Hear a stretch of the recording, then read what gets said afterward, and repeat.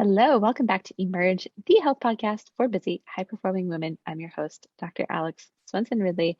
I'm really excited to be joined today by Sheryl Anjanette, who is an author, international speaker, thought leader, 30 years C-suite executive, Global 100 media arts and communication advisor, certified business strategist, integrative hypnotherapist, neurolinguistic programming practitioner, and mindset coach with advanced certifications in strategy and human performance, clinical stress, anxiety and self-regulation, and cognitive behavioral neuroscience. She is the author of a brand new book called The Imposter Lies Within: Silence Your Inner Critic, Tame Your Fear, Unleash Your Badassery, which is a holistic journey past imposter syndrome, and just came out this past May. So, Sheryl, welcome to the show. Thank you so much.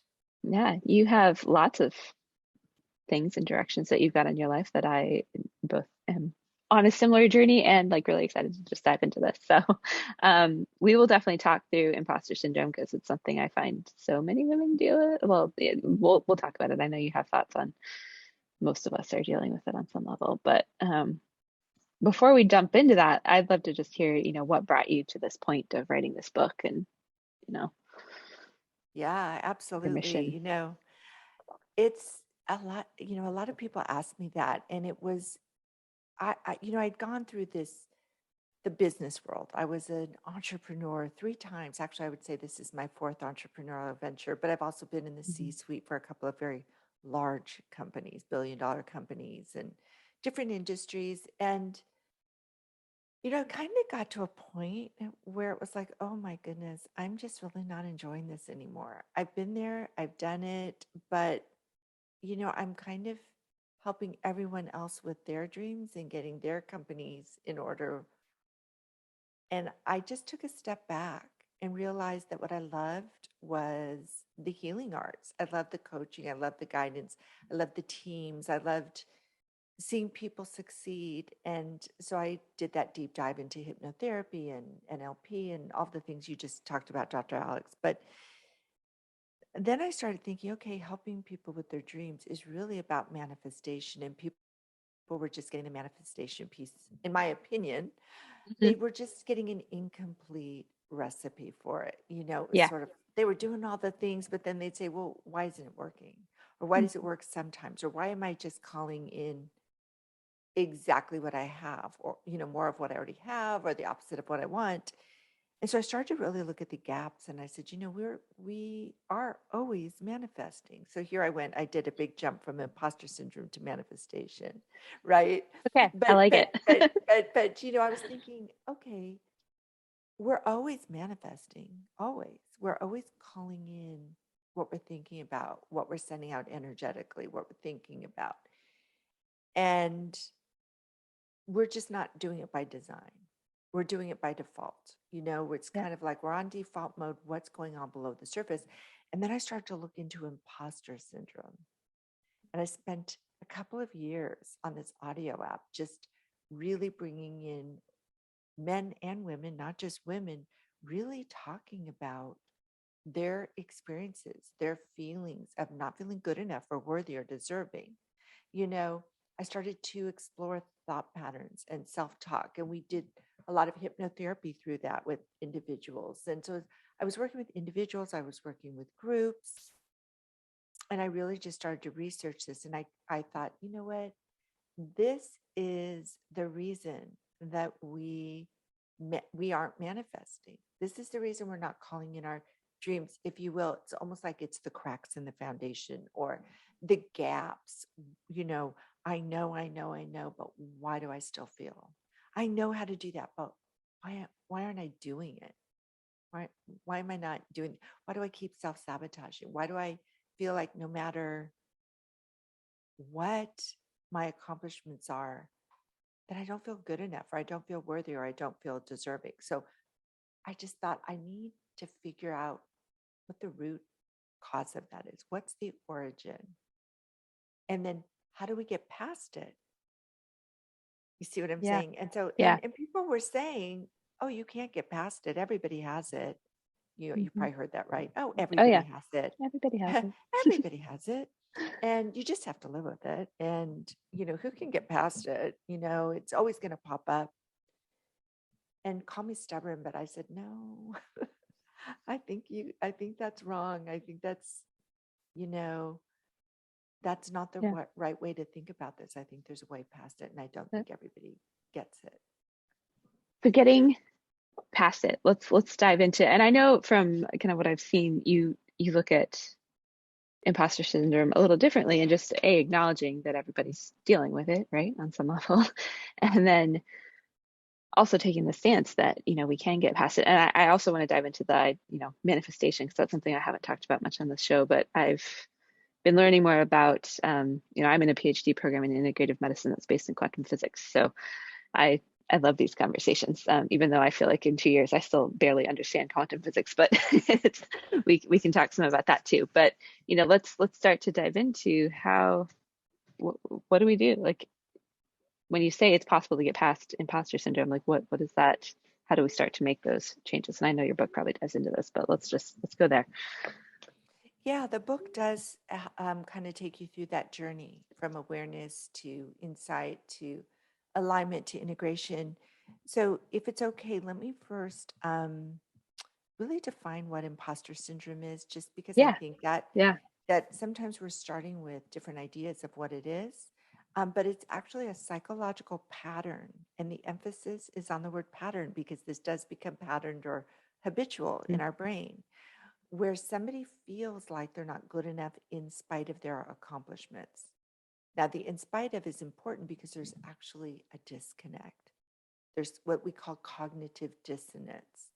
The reality does not match our feeling about it, right? hmm.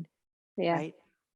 Our lens is skewed. We, Mm. and it's really crippling. So when people say to somebody that's experiencing imposter syndrome, look, you're amazing. Look, you're doing this PhD, you've done all these things. Wow. And you're like, oh yes, and your cognitive brain, right? The Right. 10%, a conscious mind above the surface is going, yeah, I'm a badass. But inside we're feeling like, oh my God, I'm not good enough. They're going to figure out. I'm going to be exposed in any moment. And I don't love the word imposter, frankly, because I think a Yeah. lot of people think that means you're really an imposter. And so, one of the things I clear up in the book, because I talk about 8 of the myths, is imposter syndrome doesn't mean you're an imposter. And Hmm. it doesn't mean other people think you're an imposter. It's that we feel like an Like an imposter, imposter. even though Yeah. the evidence tells us otherwise, right? So, when I look at getting past it, I use what's a very holistic approach. So you're going to love it.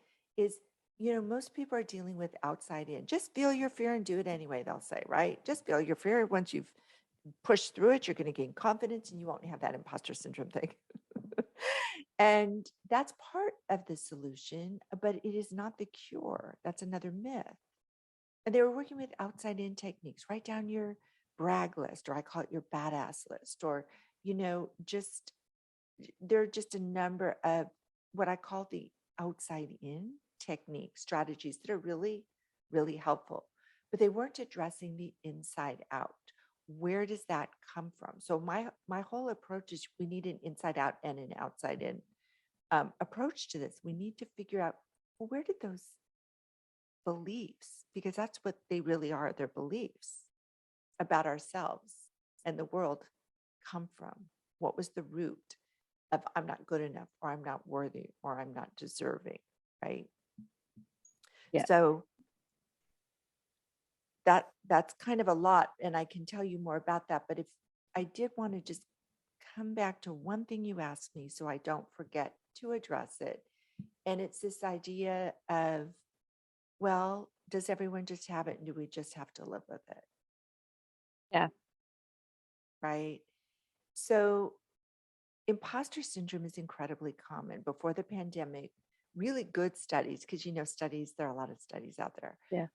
but really good studies showed that about 70% of people identified as experiencing imposter syndrome.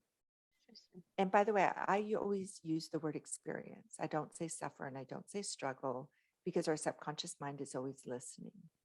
So if we Yep. just change struggle and suffer to experience, it just feels like it's to our subconscious mind, which is literal. Hmm. it just feels like something easier to overcome. So since the pandemic, with all the uncertainty, that number's gone up to something like 85% of people. So that's a lot of people, but that's not everyone, right? Somewhere around Right. 15 to 30% of people do not experience imposter syndrome, or at least they're not aware that they do. But that means not everyone. And I do live with somebody that does not experience imposter syndrome, nor has Hmm. he. So I actually have proof, and I've gotten myself past it. So I know it can be done. And I've gotten Yeah. numerous people past it. So I know it can be done. Um, so first and foremost, it's this belief that we think, first of all, we first think we're the only ones that are experiencing this, right? We feel Yeah. really lonely. We suppress the emotions. What if someone finds out that I'm not as good? And there's some shame around that. And we suppress it and we feel like, oh my God, I'm the only one. But then the pendulum swings and it's like, Mhm. oh, I'm not the only one. In fact, everybody has it. So it's somewhere in between there. Right. Do you see what I'm saying? Yeah. It's not Yeah. everybody.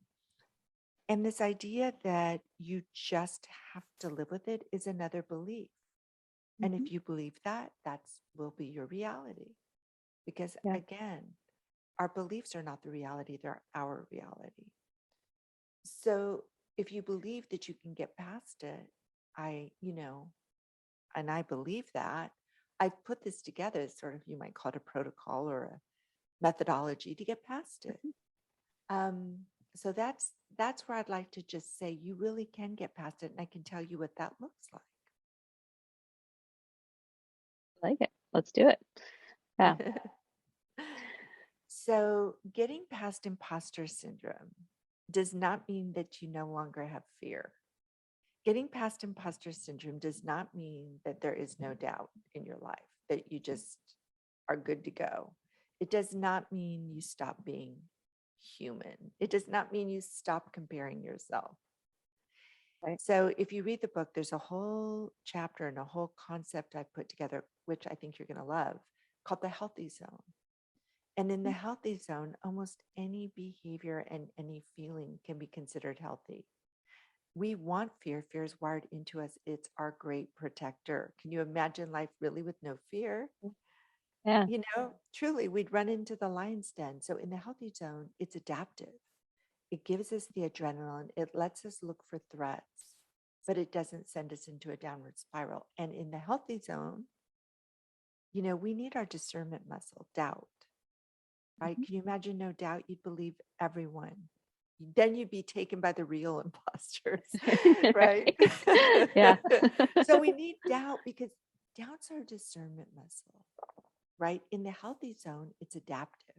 So we go, okay, is there something I should pay attention to? Maybe I should, Mhm. get a few more recommendations or ask a few more questions before I just believe everything this person's telling me. Yeah. Maybe I need to pay attention. So perfectionism, there's actually out of the four types of perfectionism, one of them is healthy, one of them is adaptive. So there's the healthy zone. So when you get past imposter syndrome and doubt comes up or fear, they're adaptive. And if you start to get to the edge of that, let's say something happens like a loss of a job or a loss of a person or a loss of a relationship, right? Or a loss of where you live, you move. It could even be something where you're going to something, but there's a Right. big change.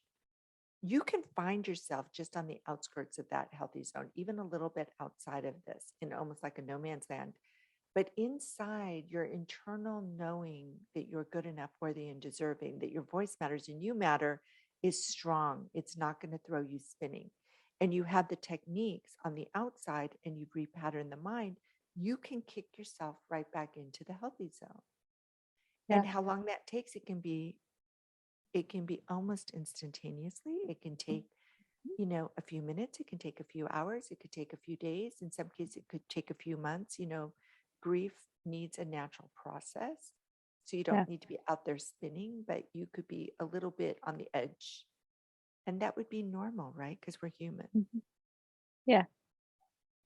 I really like that definition. And it just, in like this doesn't just apply to imposter syndrome either. Like we can have there's healthy conflict. There's like all of our emotions can be have a healthy place to live. It's when we go to one extreme or the other that we get out of balance. So, Yeah, exactly, exactly. So when we're talking about that origin, mm, there's another concept called the mind stack that I talk about in the book. okay. And this I think you're going to find really interesting. It's similar but different Hmm. than what you might see with some others that are kind of explore the mind. Yeah. And I think about the mind stack, um, almost like if we do, we have a behavior, maybe we're procrastinating or we have these emotions or we're starting to ruminate or we're comparing ourselves and it just kind of stops us in our track and we find ourselves lacking. We're um, comparing down, or comparing up, whatever it is. But that's the behavior. That's the behavior. So if you start to go down in the mind stack, just below the behavior is our self talk.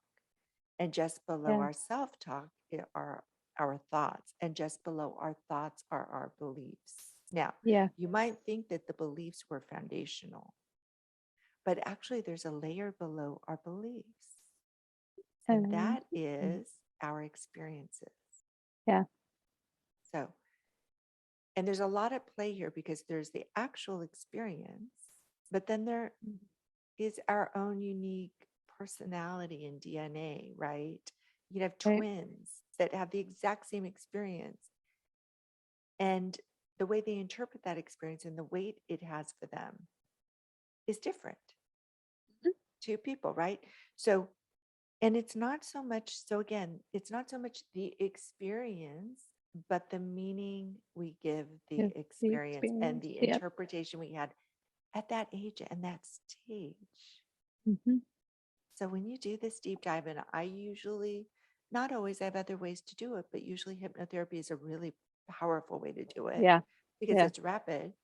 But we find those originating experiences and the interpretation. And you can imagine that a 4-year old or a 5-year old little girl or little boy is going to have a very different interpretation of an experience than a 40-year-old or a 50-year-old or a 60-year-old would Yep. have, or a 20-year-old would have for that matter. Yeah. Very true. And I love this idea because there's so much truth. I'm just thinking like my own childhood, and my brother and I were not twins or anything, but we have really different memories and different, we assign different meaning to certain events and experiences that happened, and we're very different people. And so there's so much, like, just for those listening, there's all these layers, right? We have to start to peel back. And but as you do the work, like I find it incredible just to, peel back the layers, and it's so fun and freeing and like all the things to really find that Yeah, balance in it is ourselves. fun and freeing. It's terrifying for some people Yeah. because they've been suppressing those emotions for so long. And if there's trauma or drama in there, Hmm. it's it's almost like, oh my God, am I going to open Pandora's box? Yeah. And so there is a really healthy and loving way to do this where you never go back into trauma or drama. You can get the Yeah. observer role, but we can go back and we can talk to that child also because it's not just for our Hmm. conscious mind. There's that gap between knowing and doing and feeling with Yeah. imposter syndrome, right? That's the disconnect. So we want to get the feeling on board. And the feeling is the narrative or the story we've given an emotion. The emotion is the physical. We have a physical reaction. We know that. Right. We know where we feel fear in our body. We know where we feel happiness. And the feeling is the narrative or the story we give to that emotion. And so I go back in, and let's say there's, for example, I just did this morning. There was a really, really powerful origin story, and we were able to get to this in 10 minutes in Awesome. hypnotherapy Yeah. with my client that felt like her whole self worth was dependent on what she did, her work, and Hmm. when she had sold her company, she just felt like she didn't matter anymore. Nothing mattered. And we were able to Mm. find that when she was 8 years old, and her father, who had been an alcoholic and drinking and wasn't there for her. Her parents were divorced and didn't really show up. She didn't know if he was going to come. She didn't know if he was going to show up. And when he did show up, he showed up late, and he showed up with a big teddy bear that was bigger than she was. And it was all about the thing. And we were able to figure out that for him, it was all about modeling what he did that was important, you see. And Yeah. that was the model. It was what you do and what you give and the material things. It's not who you are, that you're just worthy because you are my little girl and you're beautiful and you're having a birthday and I can't Mm, wait to be with you, you see. And we were able to forgive him by bringing him in her mind to 8 years old. And she was okay. able to see him at 8 years old. And she was able to help him heal his 8-year-old self. And I'm feeling this in my heart. I don't know if you are, Yeah. but as I'm Big talking time. about it, I actually feel this because the healing was there, but it's also just the emotions of worthiness. Hmm. And we would have never gotten that at the conscious level, you see? Yeah. And I've talked about it, so maybe we'll go into this a little bit. I've talked some on the show. I had like an introduction to hypnotherapy and neurolinguistic programming enough where I'm like, oh, this is amazing and I want to learn more and I Yeah. need to because I don't feel like I got enough to really feel like I could practice it, especially virtually like that. There's a disconnect for me there yet. But let's talk about Yet. because yet, yes, I will.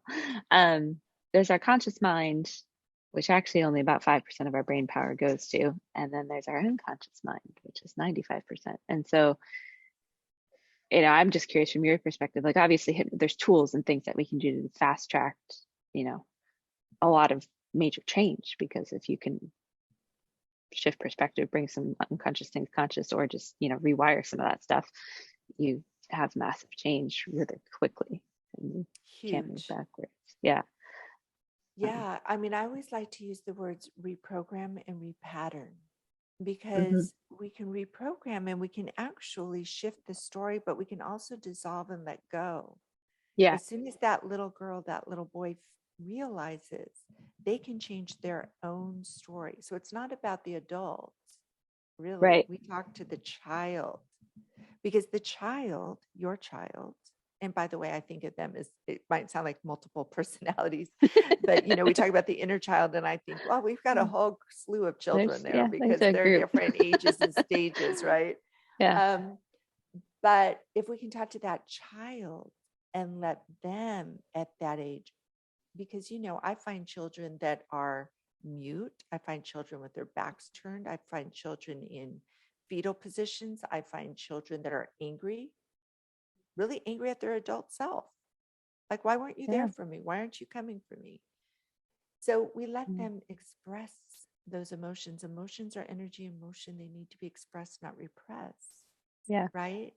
So we need the child, and then we can bring that child up and integrate them into our full life. So then they're able Yeah. to, would she like to come up? I've only had one case where she said she's not ready and then she was ready the next time. She's not Okay. quite ready. She's still angry. But so the next time we went down, just okay, she's ready now. Um, but we bring them back up. How would you like to bring her? Oh, do you want to bring her in your heart? Oh, she just wants to hold my hand, or she wants me to carry her, or she wants to ride on my shoulders. And then, oh my God, we're up here and we're playing and we're laughing and we're running around in this field and whatever it is. But children, they're all emotion. They just want to be Yeah. loved.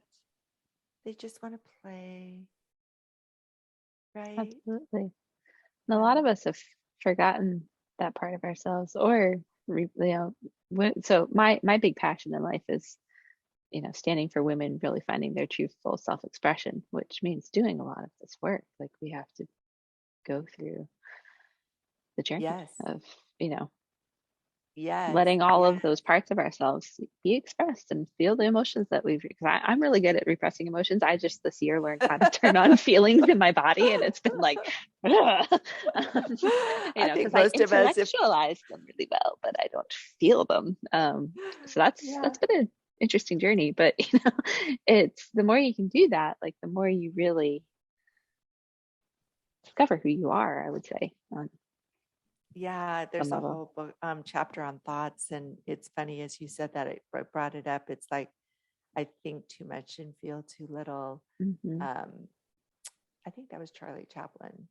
Um, but I call it the atlas of your mind because that was me. I was so analytical and I kind of Yeah. learned to drop into my heart, which is one of the things I teach. How do you drop out Yeah. of your head into your heart? Or, There's so yeah. much neuroscience to this too. I've actually joined an There is. organization called the Gender Intelligence Group. Oh, And we interesting. really work with women and we start to understand how our brains are actually different than the male brain. And yeah, they They're are. different. We have so many more connections from the prefrontal cortex, that whole executive function, back to the hippocampus. So if you've Hmm. ever asked a man, what are you thinking? And he says nothing, ladies, Actually true. it's actually true. He's actually really thinking nothing. I know Nothing. we're like, that's not true. You're just holding back on me. Hmm. And I think most of us can say that if there's one thing we're really good at, it's repressing emotion, Yeah. right? But, and the subconscious mind will help you if it's painful, if Hmm. those emotions are painful, um, it will help you do it because it wants to protect you. So if you want to, it will do Yeah. whatever it can to help you with whatever it is you want. But I'd like to just say one thing, and this is really, really important. Emotions are neither good nor bad. Positive and negative does not mean good or bad. It just means that positive emotions have a higher frequency. They Okay. feel Yeah. better, they're more comfortable, they're light, right? Hmm. Like happiness and joy and love and peace and all of that. Yeah. And the more dense emotions have a lower vibration. And so they don't feel as comfortable in our body, right? Like Yeah. shame and guilt and blame and anger and frustration and fear. That being said, emotions are neither good nor bad. They just are, and they're a language. They're a very important language. So when we feel an emotion like shame, that's the hardest one for most people. They Yep. really want to tuck it away. But just know that we all have it because we're Yeah. human. Hmm. So there's a cognitive reframe there. A little reframe for you is I'm not the only one. I'm Yeah. human. Everybody has shame. Everybody has felt blame. Everybody has felt guilt, right? Yep. There's so much to this. So you don't need to do the deep dive and to understand everything to give yourself grace and space to be human, for God's sake. Yeah. Like Yeah. really, it's Yeah. okay. And speaking to our audience, I think because I'm one of them, the driven type A high performer, we don't really give ourselves a lot of permission to be No. anything but perfect. And when we do that, we're inevitably bottling up a bunch of negativity, like, lower vibrational frequency emotions, I think, because we're beating ourselves up in our head or, we're But not what just is the allowing. root? But what is the root? So it's interesting because I'd love to talk about perfection Yeah, for a let's do moment, it. if that's Yeah. okay. Yeah. So there are, I don't know if you've read the book yet, but there are 7 archetypes in the book, 7. And it's just a framework to understand how imposter syndrome may be showing up for you. It's not a label, Hmm. there's no Yeah. judgment. It's just we use archetypes to really start to understand ourselves, but then there's the origin of it. So perfectionism Hmm. is the first of the 7 And archetypes. And I'll archetypes. tell Okay. you real quickly, because I know there's going to be curiosity. Well, what are the other ones? Yeah. There's the perfectionist, the people pleaser, that has trouble setting boundaries, right? Or Hmm. saying no. They put Yep. themselves last in their own life. Yeah. There's the lone ranger who feels like they need to do everything themselves and worries about Hmm. asking for help, right? Because they may be found out as not being good enough. There's the master who just needs one more degree or one more certification to be good enough, right? Laugh, laugh, laugh. Yep. I know, don't worry, I was all 7. There's the superhero who overdoes everything just to get to the starting gate. Really, really feels like they just need to overdo, right? Hmm.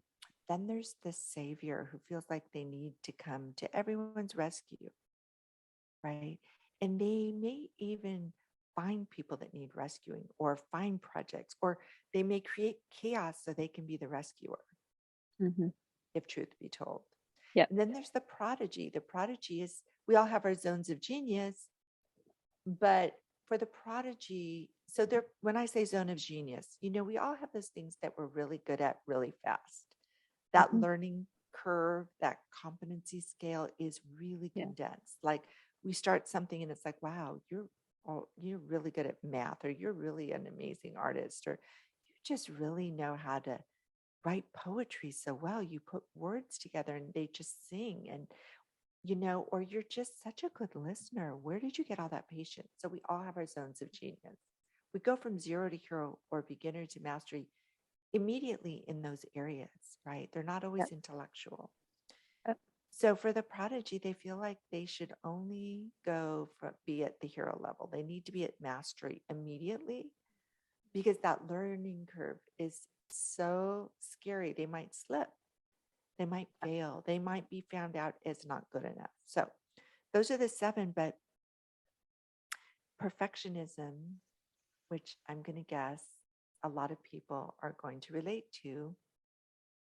Um, by the way, there are three types of maladaptive perfectionism. I told you there were four types. The three maladaptive are self-critical, so we know about that one, right? Right. Right? It's our inner critic that's loud and proud and taking center stage all the Hmm. time, telling us, you know, why we weren't good enough. And then there's the other oriented perfectionist. We tend to be really hard on other people, and sometimes we don't even realize it. So it takes some radical self honesty.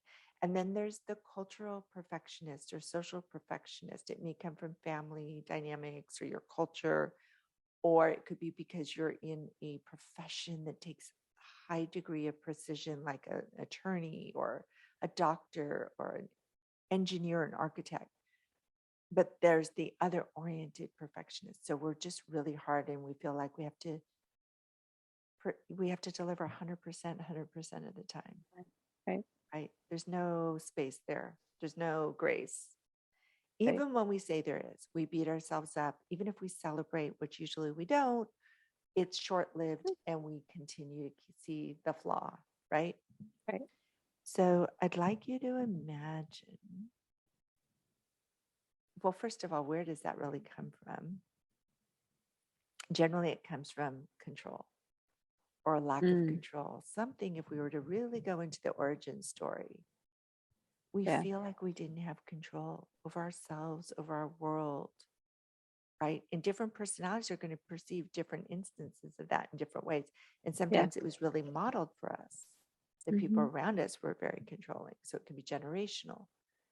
But this lack of control. So we try to control the outcome for everything. So control is a big piece of that origin story with perfectionism.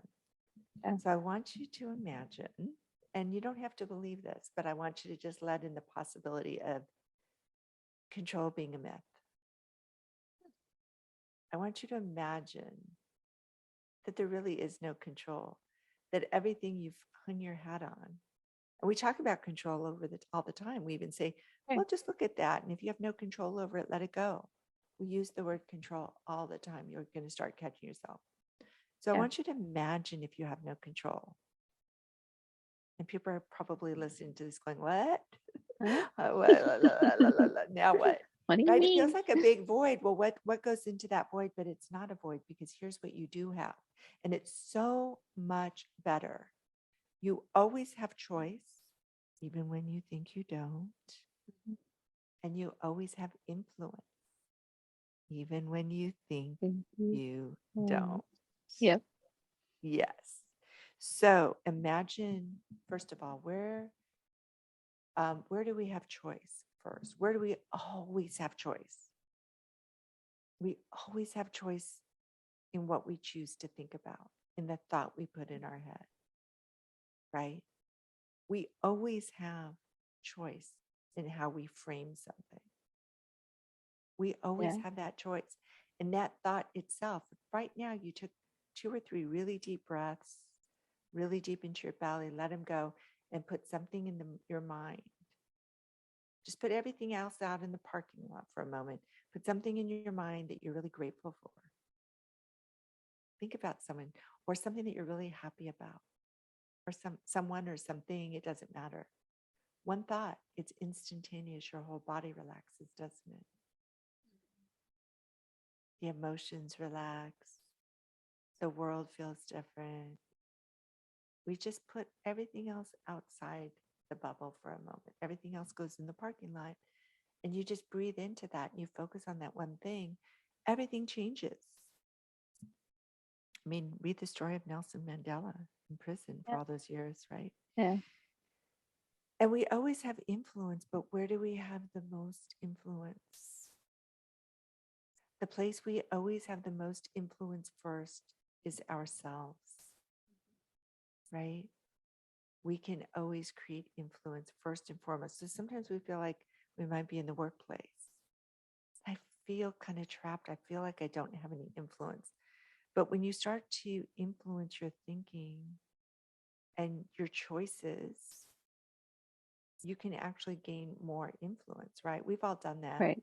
right? At Yep. any moment, we have a choice in the way we word something to someone, and we go, "Oh, that was a lot more. That got a much better response because I approached it this way than it would have if I approached it that way." Yeah. Right? So we Yeah. always have influence. Yeah. Ooh, I like that. I always talk about, control as a figment of our imagination, but I think you give it context in a way that's a lot more tangible. I hadn't broken it down in that way, but it's so true. We always have I choice actually and we love always have that. I influence. didn't know that that's the way you talk about it. And it's the Yeah. same thing. So we're absolutely like minded on that. Yeah. Yeah. Which is, for a lot of people, it's very scary, but it's It's it doesn't have to liberating. be. Yeah, it's liberating. Like there's so much freedom There's in so much freedom in that. letting go of that. So yeah. Um, awesome. So, and I was curious in the seven archetypes because I'm like, oh, I see myself in all of those. And I think you said that. Is it normal to have more than one that you really identify with? Um, I have yet to meet somebody that doesn't identify with more than one, that is experiencing imposter syndrome. And I go into this pretty deep in the book. There are a lot of behaviors and patterns and emotions for each one, so you can start to see how they're showing up. But I very rarely do that. And you can start to even see how they'll start to layer over each other. So, right, like, the Lone Ranger is usually also identifying with perfectionism, right? People pleasers and saviors tend to go together, right? Like yeah. people pleaser was the most painful for me. Hmm. Of all of the seven, I would say that was the most painful, right?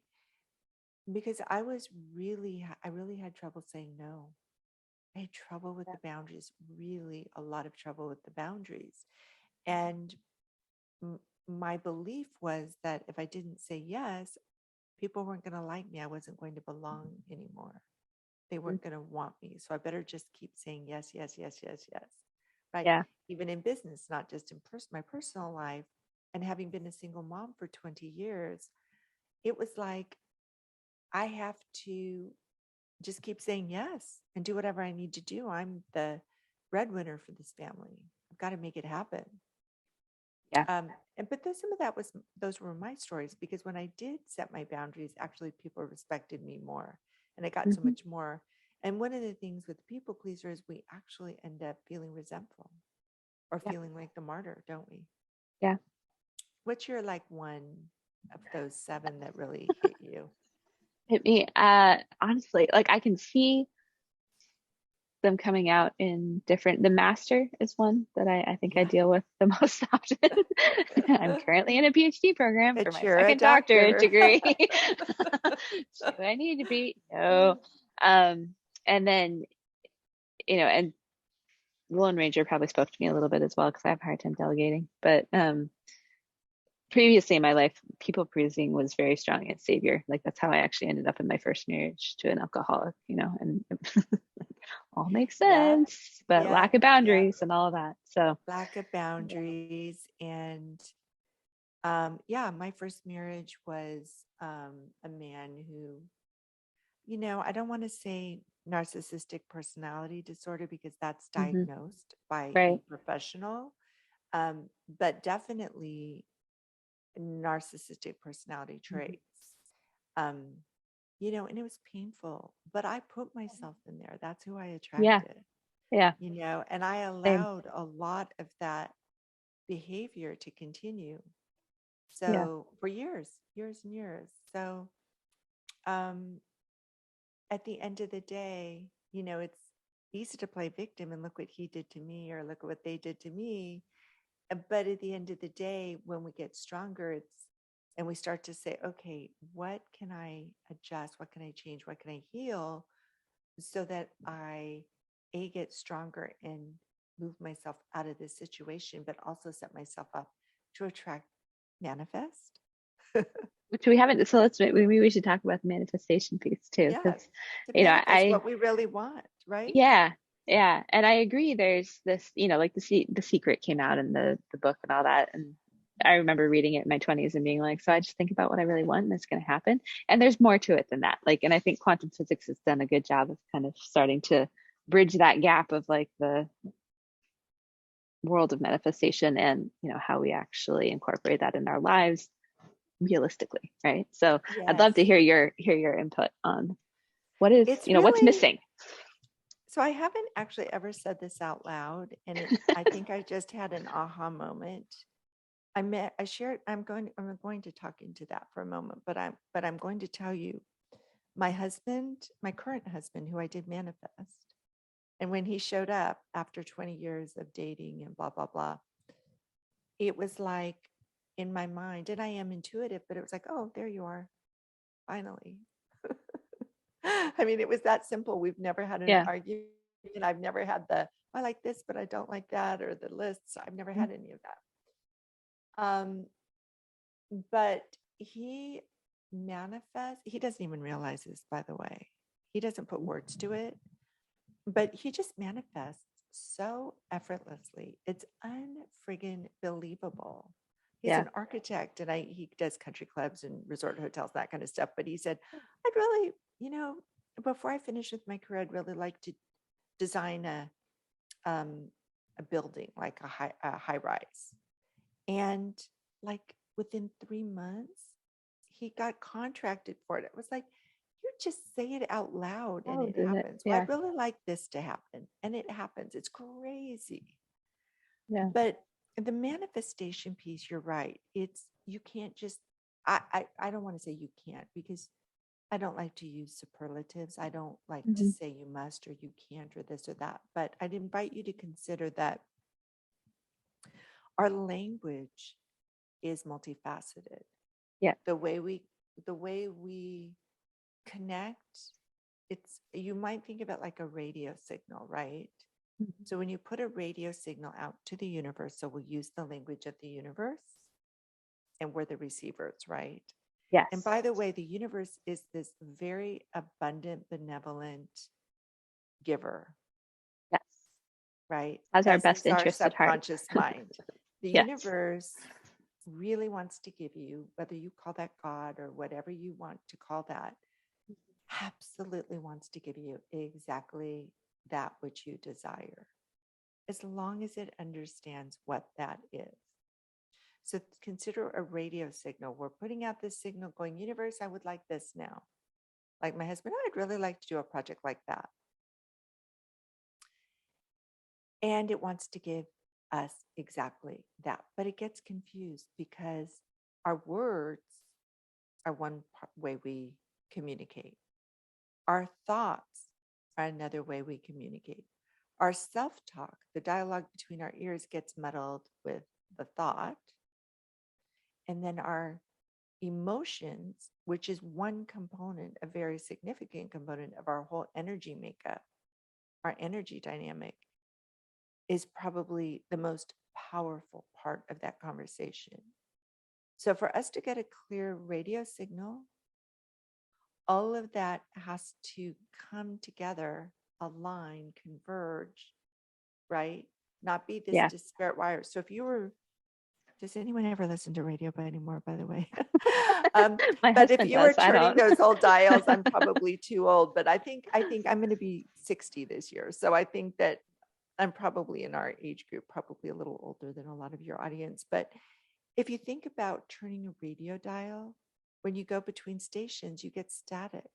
So Yeah. most of us are giving out static and we're giving out conflicting information. We have something called secondary gains. So I say a real easy way to understand secondary gains is with the weight loss, which loss isn't a good word for that, by the way, um, because our subconscious minds see loss as something we should look for. If you lose something, it wants to find it. Mhm. There are lost and founds everywhere. A And really gain is good supposed to be a good perspective. I thing, like it. right? Yeah. Gain is supposed to be a good thing. So we gain abundance, we gain happiness, and then we gain weight. Isn't that supposed to be good? Um, so we have to change our words. We release Yeah. weight. But so weight reduction is a really good one because we say, I'd like to release some weight. I'd like to get rid of this. I'd like to let this go. And I really like all that healthy food, actually. That sounds pretty good to eat salmon and to have whatever. All that food looks really good. But I also really like to eat what I want to eat when I want to eat it, not think about it too much. I like to give myself those sweet treats at the end of the day, or, you know, so we're sending out two different messages. So one of the things when we're working, first of all, with imposter syndrome, that's different than weight reduction, right? But with imposter syndrome, Right. it's like my cognitive brain, which you called it 5%, called it somewhere 5 to 10%. If you think Yeah. about it's like the top floor, but you get in the elevator and you start to go down Mhm. stories into, right? That's the subconscious mind. So maybe deep in my subconscious mind, I'm like, I know I'm good enough. I know this company is actually going to be so lucky to have me. And there really isn't anybody else that can do this for them. I can already see it. I can already see what value I have. That's the conscious mind. But deep down in the subconscious mind, it's like, you're not going to be good enough. They're going to end up being disappointed. You'll probably quit because you always quit. You just use a good excuse, if you're a quitter. I mean, I'm not saying you or me or any of us. These are just some of the behaviors, not all the behaviors, but, our subconscious mind is saying something else. Those voices deep down within are saying something else. And so now the universe is confused. Do you want it or don't you? When you go out for a new position or you say, I want this new client in my business if you're an entrepreneur, or I want to ask for my worth. I deserve more. I should be asking for that price. That's my conscious mind. But inside, I'm like, you're not worthy of that. What are you kidding? They're going to say no. You'll never Yeah. get it. Right. So part of the manifestation is taking care of the imposter syndrome, the cracks in the foundation, so we can build a good house. Or you can think of Yeah. it as a garden, pulling out the roots and then adding good nutrients to the soil. What do they call it when you turn the soil, till the soil, whatever? Add some good nutrients in and then plant your seeds and let them grow and continue to pull out the weeds. Yeah. Weed your garden. Yeah. Absolutely. I think there's a verse in the Bible about that actually.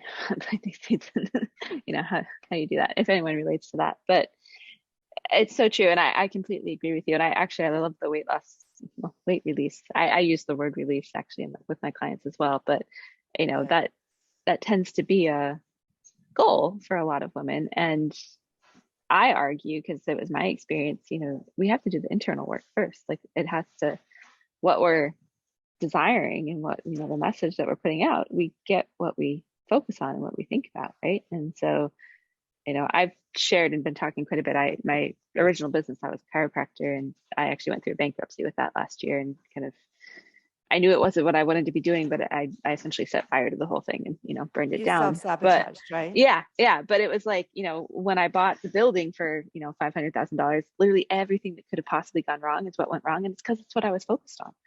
And, so we get what the signals that we send out. So I think Yeah. that's important. And it has to align. If you're telling yourself, hey, I'm going to lose 100 pounds, which I've heard from, a client before, but you can't give up the candy that the kids bring you at your job because you don't want to say no to them. Something's off there and it's not going to, you're not going to be Yeah. successful ultimately. So Yeah. It's interesting because I think I mentioned earlier that I'm just about to I'm putting together, or shouldn't say I'm putting together, it's together, but launching this voyage. I always call it a voyage. Oh, I think we were talking about that earlier between the two of us, but past self-sabotage, which is such a big part of that. And yeah, that's exactly yeah, what you're talking about. Where does this come from? It's yeah, mysterious. Why would we purposefully self-sabotage? Why would, right. right? Sabotage is subversive. It's, why would we do that to ourselves? But it's mysterious. It's coming from deep within. So, Yeah, yeah. yeah, So getting this right is really, really important. yeah, Getting this healed is absolutely. really, really important. Yeah, and peeling back the layers. Yeah. I feel we could keep going for very long, and I want to be respectful of your time. So, for those listening, obviously there's a book with an amazing title. I love our title. I love the idea of releasing your inner badassery. So, where can we find the book, and how else can women connect with you that maybe want more? Sure. So the book is called The Imposter Lies Within. And obviously that's a play on words. It lies Mhm. within and it lies within. Yep. And silence your inner critic, tame your fear, unleash your badassery. Available Amazon, of course, Barnes and Noble, and probably now starting to get out into more and more bookstores. So I'm not Awesome. quite sure when your audience listens to this where it will be, but Amazon and Barnes and Noble certainly online uh, Great. do have it. Good. So there and anywhere else women can go to connect with you. Do you have a website or social media or any of that stuff if they just want more Cheryl and Alex? Well, Yeah. there. Yeah. Thank you. Thank you. Yeah. Yeah. Cheryl is spelled with an S. Hmm. Cheryl Anjanette, Anjanette. I'm sure it will be in the show notes. Yes. And everything for me is kind of in my name. You can email me hello@cherylanjanette.com. You can go to my website, cherylanjanette.com. You can find me on social media, LinkedIn, Instagram. I'm not big on TikTok, No. but you can probably Neither find am I. me probably on Facebook. Good. Yeah. But LinkedIn and Instagram are the easier ways. I'm on Clubhouse quite a bit. I Oh, have cool. a room Good. called the Inside Out Club. And I'd love to have you come join us, Dr. Alex. It would be so Yeah. amazing to have Yeah, you that would come be and be fun. on our panel sometime. So I'll tell you about that. Absolutely. And Thank you. so that's always on, well, I shouldn't say right now it's on Wednesday mornings, but if you go to the Inside Out Club, and yeah, that's where I can be found. Well, thank you so much. My dog is losing it in the background, so I apologize if anyone can hear that. But thank you so much. I really enjoyed our conversation, and I'm I sure our did listeners will too. as well. And I will tell you, there's another book in the works, and it's going to be a big one. In fact, it's already pre-sold quite a bit, um, called Tapped Out, and it's about burnout. Okay. So We I might think have we'll you be have to building have a you back community. on for talking about that because that's a big theme with our listeners. So Big, big, big. big. And I've got some big, big names with us. I don't want to Awesome. say yet. So Hmm. but there can be some big names you're going to hear from. And this book is, Awesome. yeah. Awesome. Well, I'll look forward to having you back again. Thank you.